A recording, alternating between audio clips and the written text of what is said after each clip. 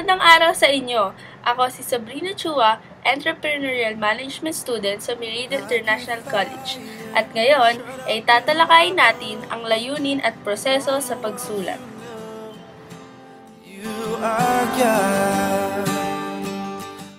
Magsimula tayo sa metalingual. Sa metalingual, ang manunulat ay itatama ang pagkakamali ng wika o pagsulat. Dito rin, magkakaroon ng pagkatuto sa tulong ng iba o sa sarili mismo. Sunod naman ang emotive. Dito, may layunin na may pahiwatig ng manunulat ang kanyang nadarama at saloobin sa pagsulat batay sa nasaksihang pangyayari, nakitang larawan, at narinig.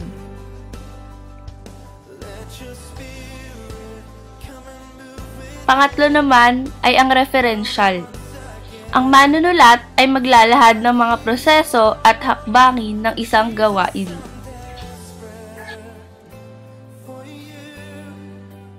Apat naman ang persuasive. Ang manunulat ay nagpapahiwatig ng kanyang pagkampi o pagsang-ayon sa pangangailangan, pagpapaliwanag, o argumento.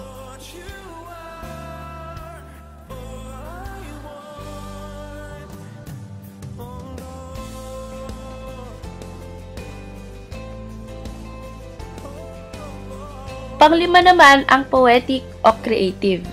Dito, layunin ng manunulat na malinang ang kakayahan sa malikhaing pagsulat. Tulad na lang ng pagpapatuloy ng simula ng isang kwento.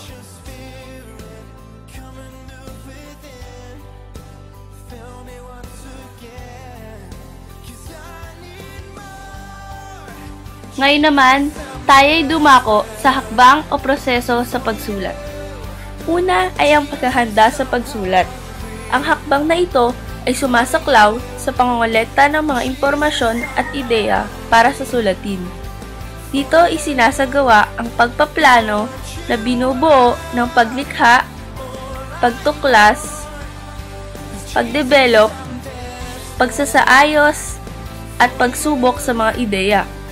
Ito ang hakbang na maghahanda sa manunulat bago niya buuin ang kanyang burador. Sunod naman ay ang aktwal na pagsulat. Sa hakbang na ito, isinasali na ng manunulat ang kanyang mga ideya sa mga pangungusap at talata. Nag-e-eksperimento na ang manunulat sa pagbuo ng kanyang sulatin. Malaya siyang gumagamit ng iba't ibang pamamaraan o estilo sa paglalahad ng kanyang mga ideya. Sa hakbang na ito, malaya niyang inaalis, dinadagdagan o isinasaayos muli ang mga detalye. Gayunpaman, hindi pa rin niya binibigyang gaano pansin ang pagwawasto sa mga kamalian sa gramatika, sa gamit ng wika at sa mechanics.